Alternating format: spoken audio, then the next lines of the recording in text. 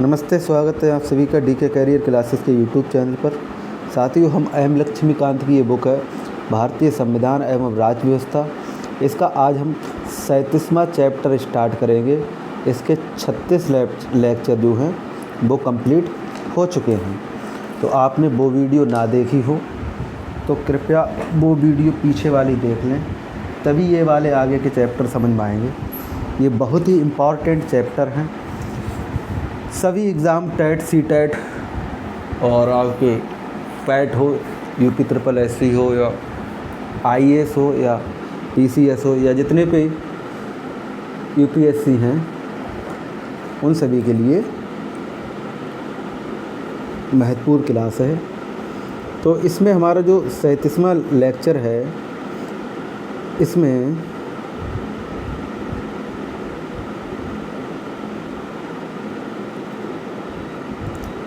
आज जो हम पढ़ने वाले वह है कुछ राज्यों के लिए विशेष प्रावधान, यानी कि special provision for some states. इसमें है क्या, ये संविधान के भाग 21 में और अनुच्छेद ये चलेगा 371 से 371 झा तक 12 राज्यों के संबंध में विशेष प्रावधान किए गए हैं। ये राज्यों के नाम हैं महाराष्ट्र, गुजरात, नागालैंड, असम, मणिपुर, आंध्र प्रदेश, तेलंगाना, सिक्किम, मिज़ोरम, अरुणाचल प्रदेश, कर्नाटक और गोवा। इसका उद्देश्य उन राज्यों के पिछड़े इलाकों में रहने वाले लोगों की आवश्यकताओं को पूरी करना है, जो राज्यों के जनजातीय लोगों के आर्थिक एवं सांस्कृतिक हितों की रक्षा करना या इन राज्यों के कुछ अशांत इलाकों में कानून की व्यवस्था की स्थापना करना, इन राज्यों के स्थानीय लोगों के हितों की रक्षा करना है। वैसे मूल संविधान में इन राज्यों के लिए इस प्रकार के कोई प्रावधान नहीं थे। इन प्रावधानों को संबंधित राज्यों की विशेष आवश्यकताओं के मद्देनज़र या राज्यों के पुनर्गठन के समय उत्पन्न समस्याओं को हल करने के लिए कई संविधान संशोधन के द्वारा शामिल किया गया है। महाराष्ट्र और गुजरात के लिए जो प्रावधान है वो क्या है? अनुच्छेद 371 राष्ट्रपति को प्राधिकृत करता है कि वह महाराष्ट्र एवं गुजरात के राज्यपालों को कुछ विशेष शक्तियां दे, जो इस प्रकार हैं। विशेष शक्तियां क्या हैं? पहला है विदर्भ, मराठवाड़ा एवं शेष महाराष्ट्र तथा सौराष्ट्र, कच्छ एवं शेष गुजरात के लिए पृथक विकास बोर्डों की स्थापना। ये प्रावधान करना कि इन बोर्डों के कार्यों का वार्षिक प्रतिवेदन राज्य विधानसभा में पेश किया जाएगा। उक्त वर्णित क्षेत्रों में विकास वे हेतु विधियों का साम्यपूर्ण आवंटन और उक्त वर्णित क्षेत्रों में तकनीकी शिक्षा एवं व्यावसायिक प्रशिक्षण के लिए पर्याप्त सुविधाएं उपलब्ध कराने में निमित्त उचित व्यवस्था करना। उक्त वर्णित क्षेत्रों के युवाओं के लिए राज्य की सेवाओं में पर्याप्त प्रतिनिधित्व सुनिश्चित करने की व्यवस्था करना। नेक्स्ट जो है वो है नागालैंड के लिए क्या प्रावधान है? तो नागालैंड के लिए हैं अनुच्छेद 371 का के अंतर्गत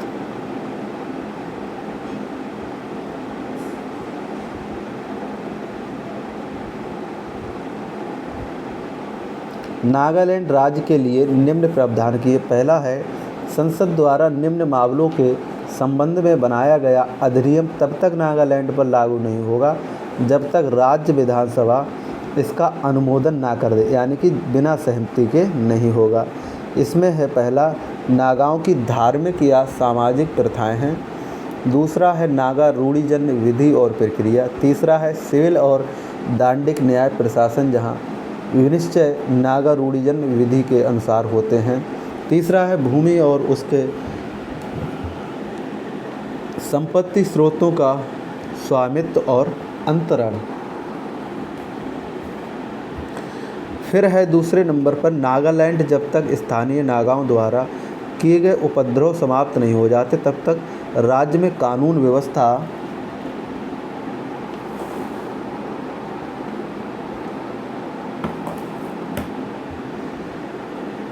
तब तक राज्य में कानून एवं व्यवस्था बनाए रखने का विशेष दायित्व राज्यपाल पर है।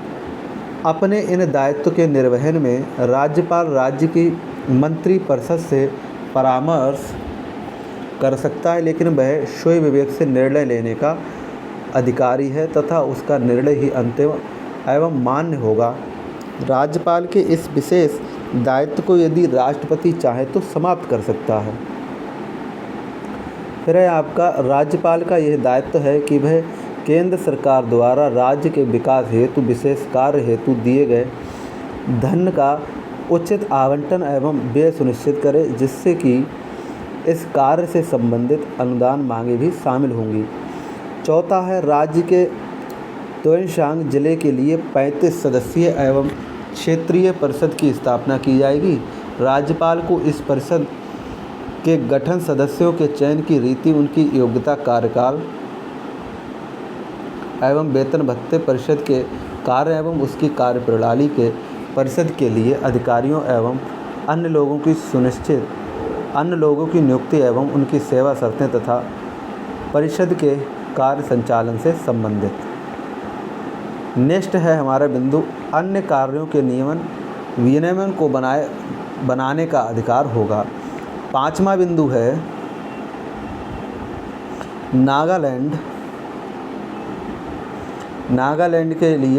नागालैंड के निर्माण से 10 वर्ष की अवधि या आगे भी राज्यपाल के विवेकानुसार इस क्षेत्रीय परिषद के गठन संबंध त्योंशांग जिले के बारे में निम्न प्रावधान लागू होंगे।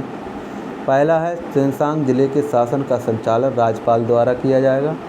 और दूसरा है आपका राज्यपाल केंद्र से राज्य के विकास के लिए प्राप्त विधि से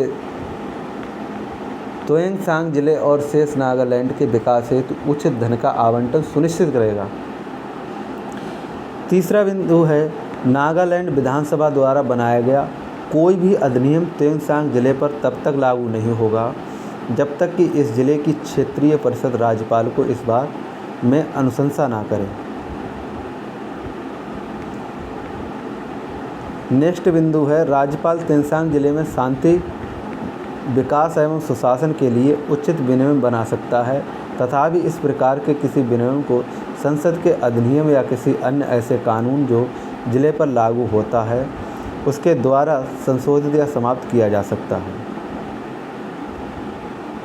नेक्स्ट है राज्य मंत्रिपरिषद में त्योंशांग जिले के लिए एक मंत्री होगा। वह नागालैंड विधानसभा में त्योंशांग जिले का प्रतिनिधित्व करने वाले विधायकों में से ही चुना जाएगा। त्योंशांग जिले के संबंध में अंतिम निर्णय राज्यपाल अपने विवेकानुसार ही लेगा। फिर है नागालैंड विधानसभा में त्योंशांग जिले के विधायकों का निर्वाचन जनता द्वारा प्रत्यक्ष तरीके से ना होकर क्षेत्रीय परिषद द्वारा किया जाएगा। अब बात करें असम, मणिपुर के लिए प्रावधान, तो अगर असम की बात करें तो इसमें अनुच्छेद 371 खा के अंतर्गत असम का राज्यपाल राज्य विधानसभा के जनजातीय क्षेत्रों से चुने गए सदस्यों से या ऐसे सदस्यों से जिन्हें वह उचित समझता है एक समिति का गठन कर सकता है। बात करें मणिपुर की, तो मणिपुर में जो है वो है अनुच्छेद 371 गा मणिपुर के संबंध में निम्न विशेष प्रकार के प्रावधान करता है। क्या प्रावधान है?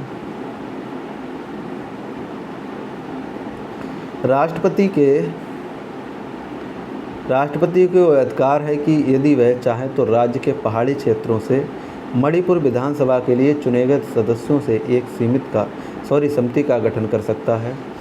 दूसरा है राष्ट्रपति इस समिति का उचित कार्य संचालन सुनिश्चित करने हेतु राज्यपाल को विशेष उत्तरदायित्व भी सौंप सकता है। तीसरा है राज्यपाल राज्य के पहाड़ी क्षेत्रों के प्रशासन के संबंध में प्रतिवर्ष राष्ट्रपति को प्रतिवेदन भेजेगा। चौथा है राज्य के पहाड़ी क्षेत्रों के प्रशासन के संबंध में केंद्र सरकार राज्य सरकार को आवश्यक दिशा निर्देश दे सकती है। बात करें आंध्र प्रदेश अथवा तेलंगाना के लिए प्रावधान, तो इसमें अनुच्छेद 371 घ एवं 371 डा में आंध्र प्रदेश के संबंध में विशेष प्रकार के प्रावधान किए गए हैं। 2014 में आंध्र प्रदेश पुनर्गठन अधिनियम 2014 द्वारा अनुच्छेद 371 घ को विस्तृत करके तेलंगाना राज्य की स्थापना की गई। अनुच्छेद 371 घ में निम्नलिखित उल्लेखित है। पहला है, राष्ट्रपति को ये अधिकार प्राप्त है कि वह राज्य के विभिन्न क्षेत्रों में निवास करने वाले लोगों के लिए शिक्षा एवं रोजगार के अवसरों में समान अवसर उपलब्ध कराने के लिए उचित व्यवस्था कर सकता है। वे राज्य के विभिन्न क्षेत्रों के लिए विभिन्न प्रकार के प्रावधान भी बना सकते हैं। फिर है दूसरे नंबर पर, उक्त उद्देश्यों के लिए राष्ट्रपति को राज्य सरकार के सहयोग की आवश्यकता होती है, जिससे कि राज्य के विभिन्न भागों में स्थानीय काडर के लिए लोक सेवाओं को संगठित किया जा सके तथा किसी भी स्थानीय काडर के आवश्यकता अनुसार सीधी भर्ती की जा सके। वे यह भी निर्धारित कर सकते हैं कि किसी भी शैक्षिक संस्थान में राज्य के किस भाग के छात्रों को प्रवेश में वरीयता दी जाएगी। वे इस प्रकार के किसी भी काडर या किसी शैक्षिक संस्थान में राज्य के किसी विशेष क्षेत्र के लोगों के लिए विशेष आरक्षण की व्यवस्था भी कर सकते हैं। तीसरा नंबर है, राष्ट्रपति राज्यपाल में राज्य में सिविल सेवा के पदों पर कार्यरत अधिकारियों की शिकायतों एवं विवादों के निपटारा हेतु विशेष प्रशासनिक प्राधिकरण की स्थापना कर सकता है। यह अधिकरण लोक सेवाओं में भर्ती, आवंटन, पदोन्नति आदि से संबंधित शिकायतों एवं विवादों की सुनवाई करेगा। यह अधिकरण राज्य उच्च न्यायालय के क्षेत्राधिकार से बाहर कार्य करेगा। केवल उच्चतम न्यायालय के अतिरिक्त किसी अन्य न्यायालय के प्रति ये अधिकरण अपने कार्यों एवं निर्णयों के प्रति जवाबदेही नहीं होगा। जब राष्ट्रपति को यह लगता है कि वह इस अधिकरण का कार्य समाप्त हो चुका है, अब इसकी आवश्यकता नहीं, तो वह अधिकरण को समाप्त कर सकता है। अनुच्छेद 371 ड संसद को आंध्र प्रदेश राज्य में केंद्रीय विश्वविद्यालय की स्थापना करने का अधिकार देता है। बात करें सिक्किम के प्रावधान की, तो 36वें संविधान संशोधन अधिनियम 1975 के द्वारा राज्य को पूर्ण राज्य का दर्जा प्राप्त हुआ। इस संशोधन के माध्यम से संविधान में एक नया अनुच्छेद 371 चा जोड़ा गया, जो निम्नलिखित है। सिक्किम विधानसभा का गठन कम से कम 30 सदस्यों से होगा। दूसरे नंबर, लोकसभा में सिक्किम को एक सीट दी जाएगी तथा पूरे सिक्किम को एक संसदीय क्षेत्र माना जाएगा। सिक्किम जनसंख्या के विभिन्न अनुभागों के अधिकार एवं हितों की रक्षा के लिए संसद को यह अधिकार दिया गया कि वह सिक्किम विधानसभा की अधिकांश सीटों इन समुदाय के सदस्यों द्वारा भरी जाएंगी। नेक्स्ट है, विधानसभा क्षेत्रों में पुनर्निर्धारण में यदि इस समुदाय को किसी सीट में बदलाव होता है तो भी वह अकेला ही इस सीट से चुनाव लड़ सकता है।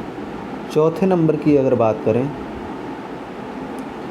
तो राज्य के राज्यपाल का ये विशेष दायित्व है कि वह सिक्किम में शांति स्थापित करने की व्यवस्था करे तथा राज्य की जनसंख्या के समान सामाजिक एवं आर्थिक विकास के लिए संसाधन एवं अवसरों का उचित आवंटन सुनिश्चित करे। अपने इस दायित्व के निर्वहन में राज्यपाल राष्ट्रपति द्वारा उसे प्रदान की गई विशेष शक्तियों के अंतर्गत सुई विवेक से निर्णय ले सकता है। राष्ट्रपति यदि चाहें तो वे भारतीय संघ के राज्यों के लिए बनाए गए किसी नियम को सिक्किम विशेष संदर्भ में विस्तारित यानी कि प्रतिषेध या संशोधन के द्वारा उसे कर सकते हैं। नेक्स्ट है मिजोरम के लिए प्रावधान। तो अनुच्छेद 371 छा में मिजोरम के लिए निम्न विशेष प्रावधान करता है। संसद द्वारा बनाया गया कोई नियम मिजोरम या राज्य पर तब तक लागू नहीं होगा जब तक कि राज्य की विधानसभा का निर्णय ना करें। बात करें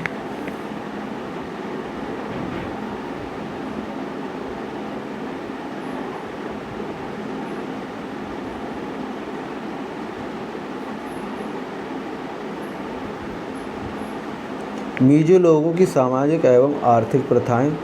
मिजो रूढ़िजन्य विधि का प्रक्रिया सिविल और दंडिक न्याय प्रशासन जहां विनिश्चित मिजो रूढ़िजन्य विधि के अनुसार एवं भूमि का स्वामित्व और अंतरण। दूसरे नंबर, मिजोरम विधानसभा में कम से कम 40 सदस्य होंगे। अरुणाचल प्रदेश की अगर बात करें उसके लिए क्या प्रावधान है, और जो गोवा उसी में आता है। तो अरुणाचल प्रदेश अनुच्छेद 371 जा में अरुणाचल प्रदेश के लिए निम्न प्रावधान है। पहला है, आंध्र अरुणाचल प्रदेश के राज्यपाल पर राज्य में कानून एवं व्यवस्था की स्थापना करने का विशेष दायित्व है। अपने इस दायित्व का निर्वहन करने में राज्यपाल राज्य मंत्रिपरिषद से परामर्श करके व्यक्तिगत निर्णय ले सकता है तथा उसका निर्णय भी अंतिम निर्णय माना जाएगा। यदि राष्ट्रपति चाहे तो राज्य के राज्यपाल के इस विशेषाधिकार पर रोक भी लगा सकता है। अरुणाचल प्रदेश विधानसभा में कम से कम 30 सदस्य होंगे। बात करें गोवा की तो अनुच्छेद 371 झा में गोवा के लिए यह विशेष प्रावधान किया गया कि राज्य की विधानसभा में कम से कम 30 सदस्य होंगे। कर्नाटक के लिए क्या विशेष प्रावधान है? अनुच्छेद 371 जे के अंतर्गत राष्ट्रपति इस बात के लिए अधिकृत करता है कि कर्नाटक के राज्यपाल के लिए विशेष दायित्व सुनिश्चित करें। हैदराबाद कर्नाटक क्षेत्र के लिए अलग अलग विकास बोर्ड की स्थापना। इस बात का प्रावधान करना कि बोर्ड के संचालन से संबंधी प्रतिवेदन हर वर्ष राज्य विधानसभा के समक्ष रखा जाएगा। क्षेत्र में विकासात्मक खर्चों के लिए विधि का समतापूर्ण आवंटन। क्षेत्रों में क्षेत्र के विद्यार्थियों के लिए क्षेत्र और शैक्षणिक तथा व्यावसायिक शिक्षा संस्थान से सीटों का आरक्षण। क्षेत्र के लोगों के लिए राज्य सरकार के पदों का आरक्षण। अनुच्छेद 371 जे जो कि हैदराबाद कर्नाटक क्षेत्र के लिए विशेष प्रावधान करता है, भारतीय संविधान 98 संविधान संशोधन अधिनियम 2012 द्वारा संविधान में समाहित किया गया। विशेष प्रावधान का लक्ष्य क्षेत्र की विकासात्मक ज़रूरतों को पूरा करने के लिए समतापूर्ण विधि आवंटन करने की एक संस्थागत प्रणाली की व्यवस्था करना, साथ ही मानव संसाधन संवर्धन तथा क्षेत्र में नौकरियों में स्थानीय लोगों को रोजगार देने तथा शैक्षिक एवं व्यावसायिक संस्थानों के आरक्षण प्रदान करना। 2010 में कर्नाटक की विधानसभा तथा विधान परिषद में कर्नाटक राज्य है हैदराबाद कर्नाटक क्षेत्र के लिए विशेष प्रावधान करने के लिए अलग अलग संकल्प जारी किए। कर्नाटक सरकार ने भी क्षेत्र के लिए विशेष प्रावधान करने की ज़रूरत पर सहमति जताई। इन संकल्पों से यह अपेक्षा की गई कि इन अत्यंत पिछड़े क्षेत्र में विकास की गति बढ़ाई जा सकती है तथा अंतर जिला तथा अंतर क्षेत्रीय विषमताओं को कम करने के लिए समावेशी विकास को प्रोत्साहित किया जा सकेगा।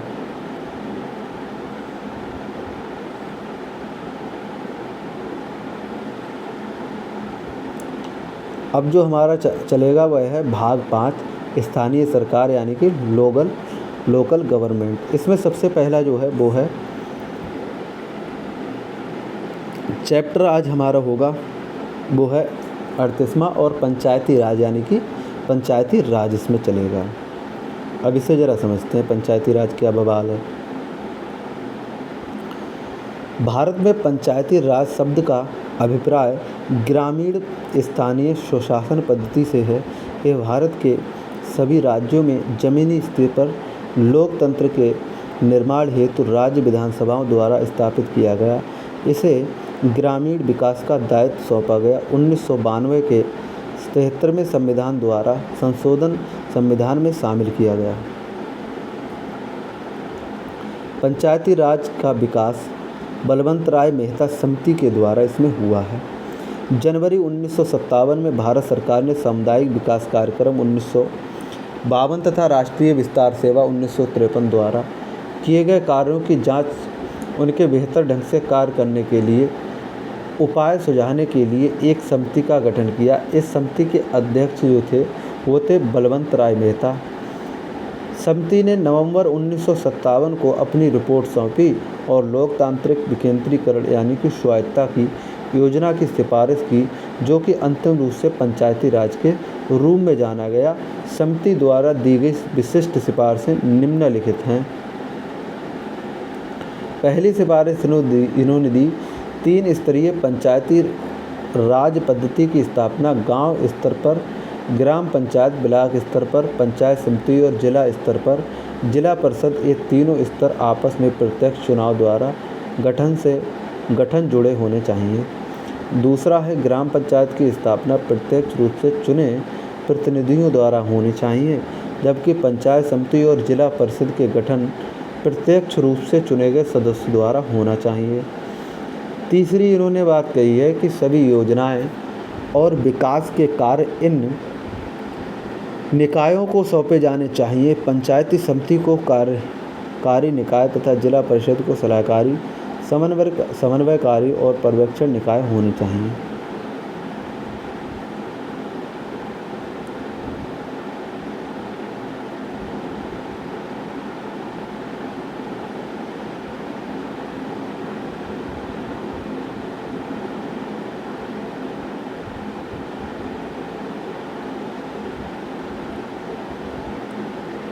जिला परिषद का अध्यक्ष जिलाधिकारी होना चाहिए।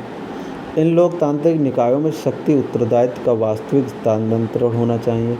इन निकायों को पर्याप्त स्रोत मिलने चाहिए ताकि ये अपने कार्यों और जिम्मेदारियों को संपादित करने में समर्थ हो सकें।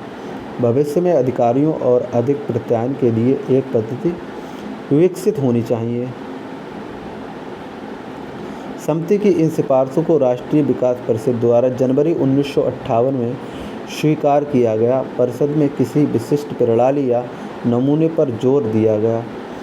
यह राज्यों पर छोड़ दिया गया ताकि वे अपनी स्थानीय स्थिति के अनुसार इन नमूनों को विकसित कर सकें, किंतु बुनियादी सिद्धांत और मुख्य आधारभूत विशेषताएं पूरे देश में समान होनी चाहिए।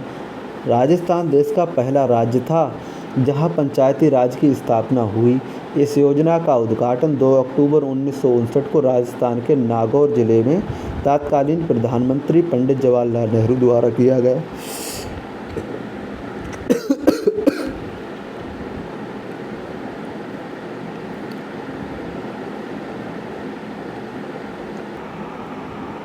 इसके बाद आंध्र प्रदेश ने इस योजना को 1959 में लागू किया। इसके बाद अधिकांश राज्यों ने इस योजना का प्रारंभ किया।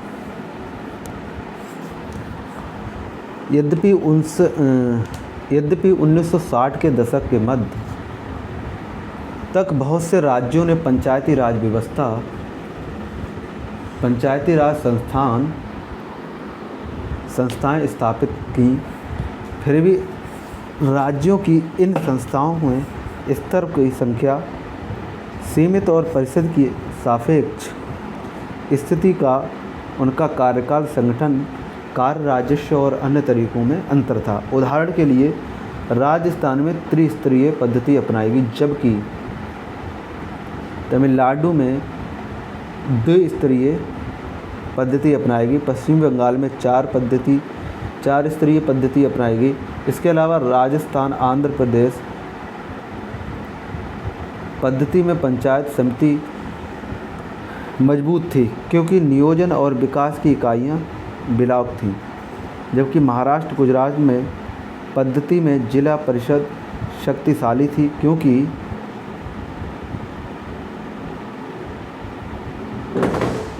योजना और विकास की इकाई जिला थी। कुछ राज्यों ने न्याय पंचायत की भी स्थापना की, जो छोटे दीवानी या आपराधिक मामलों के लिए थी।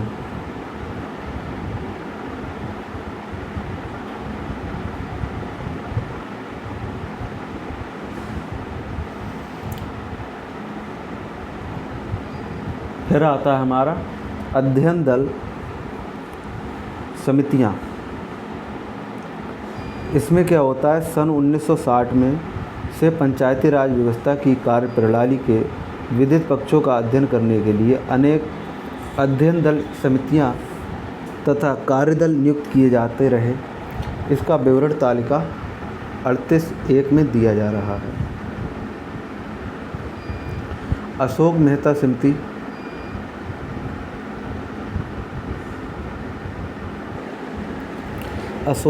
समिति, दिसंबर 1977 में जनता पार्टी की सरकार ने अशोक मेहता की अध्यक्षता में पंचायती राज संस्थाओं पर एक समिति को गठन किया। इसने अगस्त 1978 में अपनी रिपोर्ट सौंपी और देश में पतोन्मुख पंचायती राज पद्धति को पुनर्जीवित और मजबूत करने हेतु 132 सिफारिशें की। इसकी मुख्य सिफारिशें इस प्रकार हैं। त्रिस्तरीय पंचायती राज पद्धति को द्विस्तरीय पंचायती में बदलना चाहिए। जिला परिषद जिला स्तर पर और उसके नीचे मंडल पंचायत में 15,000 से 2,000 जनसंख्या वाले गांवों के समूह होने चाहिए। राज्य स्तर से नीचे लोग निरीक्षण और विकेंद्रीकरण के लिए जिला ही प्रथम बिंदु होना चाहिए। जिला परिषद कार्यकारी निकाय होनी चाहिए और वह राज्य स्तर पर योजना और विकास के लिए जिम्मेदार बनाए जाएं। पंचायती चुनाव में भी सभी स्तर पर राजनीतिक पार्टियों की अधिकार भागीदारी हो। 5वां बिंदु है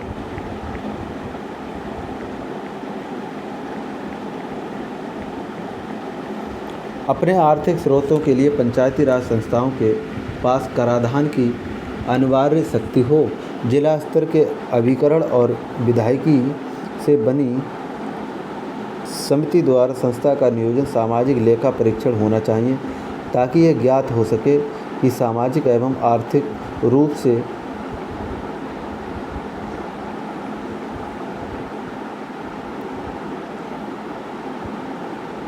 सुयोग्य समूह के लिए आवंटित राशि उन तक पहुंच रही है अथवा नहीं।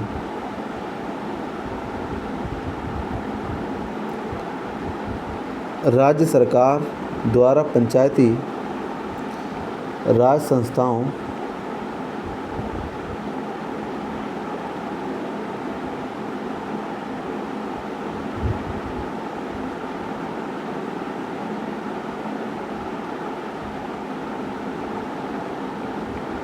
का अतिक्रमण नहीं किया जाना चाहिए। आवश्यक अतिक्रमण करने की दशा में ही अतिक्रमण के 6 महीने के भीतर चुनाव हो जाने चाहिए। न्याय पंचायत की विकास पंचायत से अलग निकाय के रूप में रखा जाना चाहिए। एक योग्य न्यायाधीश द्वारा इसका सभापतित्व किया जाना चाहिए। विकास के कार्य जिला परिषद को स्थानांतरित होने चाहिए और सभी विकास कर्मचारी इसके नियंत्रण और देखरेख में होने चाहिए। पंचायती राज समर्थन में लोगों को प्रेरित करने के लिए स्वैच्छिक संगठनों की महत्वपूर्ण भूमिका होनी चाहिए। पंचायती राज संस्थानों के मामलों की देखरेख के लिए राज्य मंत्रिपरिषद में एक मंत्री की नियुक्ति होनी चाहिए।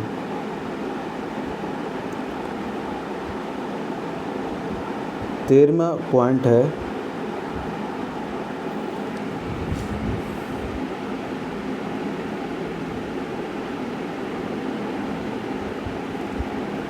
उनकी जनसंख्या के आधार पर अनुसूचित जाति जनजाति के लिए स्थान आरक्षित होने चाहिए। 14वां है पंचायती राज संस्थान को संवैधानिक मान्यता दी जानी चाहिए। इससे उन्हें उपयुक्त हैसियत, पत्रता एवं पवित्रता और महत्ता के साथ ही सतत सक्रियता का अवशासन मिलेगा। समिति का कार्यकाल पूरा होने के पूर्व जनता पार्टी सरकार के भंग होने के कारण केंद्रीय स्तर पर अशोक मेहता समिति की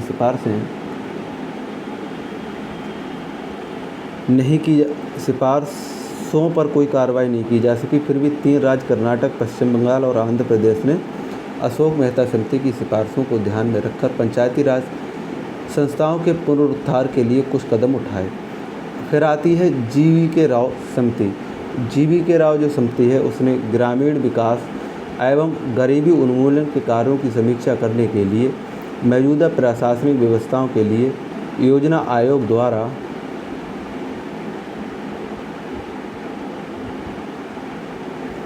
(1985) में GV राव की अध्यक्षता में एक समिति का गठन किया गया। समिति इस निष्कर्ष पर पहुंची कि विकास प्रक्रिया दफ्तरशाही युक्त होकर पंचायत राज से विवेचित हो गई। विकास प्रशासन के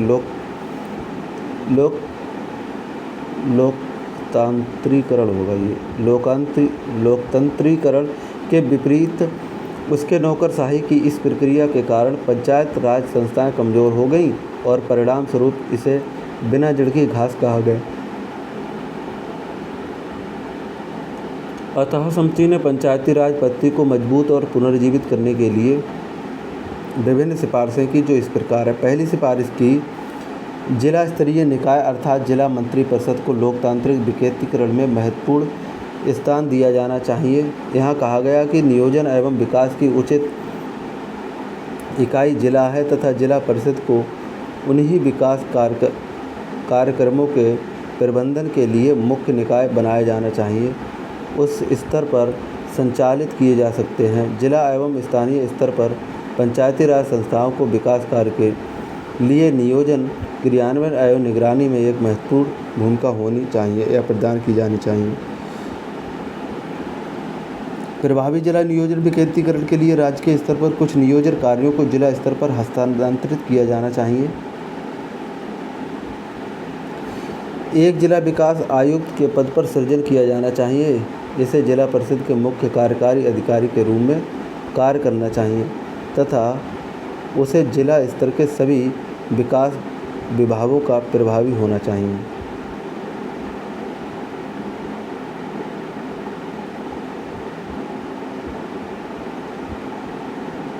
पंचायती राज संस्थानों में नियमित निर्वाचन होने चाहिए। यह पाया गया कि 11 राज्यों में एक अथवा अधिक स्तरों के लिए ये चुनाव समय से संपन्न कराए जाने चाहिए। इस प्रकार समिति ने विकेंद्रीकरण क्षेत्रीय प्रशासन की अपनी योजना में पंचायती राज को स्थानीय आयोग एवं विकास में प्रमुख भूमिका प्रदान की। यहाँ इस बिंदु पर GV.K. राव समिति रिपोर्ट 1986, प्रखंड पर स्तरीय योजना पर दांतेवाला समिति 1978 तथा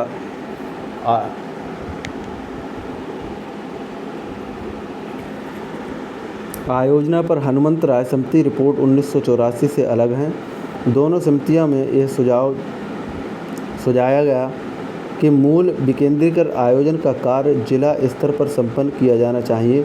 हनुमंतराव समिति ने जिला अधिकारी अथवा किसी मंत्री के अधीन अलग जिला योजना निकायों की वकालत की। इन दोनों संदर्भों मॉडल के जिला अधिकारी की विकेंद्रीकृत आयोजन में महत्वपूर्ण भूमिका बनती है। हालांकि समिति का कहना था कि विकेंद्रीकृत आयोजन इस प्रक्रिया पंचायती राज संस्थाओं को भी जोड़ा जाए। समिति ने जिला स्तर पर भी सभी विकासात्मक एवं आयोजन गतिविधियों के लिए जिला अधिकारी को समन्वय बनाने की अनुशंसा की। इस प्रकार हनुमंतराव समिति, बलवंतराय मेहता समिति, प्रशासनिक सुधार आयोग अशोक मेहता समिति तथा अंत में GV.K. राव समिति से विभिन्न अनुशंसाएँ भी हैं, जिन्होंने एक जिला अधिकारी की विकासात्मक भूमिका की समिति करने की अनुशंसा की तथा विकासात्मक प्रशासन पंचायती राज के महत्वपूर्ण भूमिका प्रदान की। इसके बाद आती है LM सिंघवी समिति। इसके लिए नेक्स्ट लेक्चर में डिस्कस करेंगे। तब तक के लिए टाटा बाय बाय, जय हिंद।